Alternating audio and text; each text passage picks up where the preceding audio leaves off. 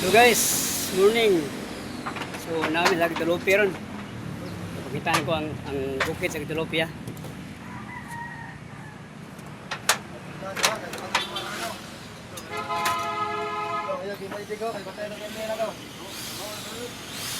So mao ni guys ang Gitalopi.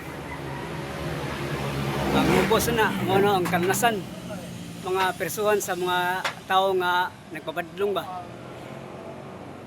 So nadya guys ang ubos ng bukira na konbersuhan sa kalunusan na unya nadya ang mga tao nga nagpabadlong nga priso. So kana lang God bless. Mahinawad ko nga kinin tuiga ron ang mga tao maawir na din ang magpabadlong kay puno na kay persuhan. Di na masud, matug, magbarog na din nakahigda kay puno na kisanan. Muna punungan na nanyong mga binuang ron kay di na mo masud sa persuhan.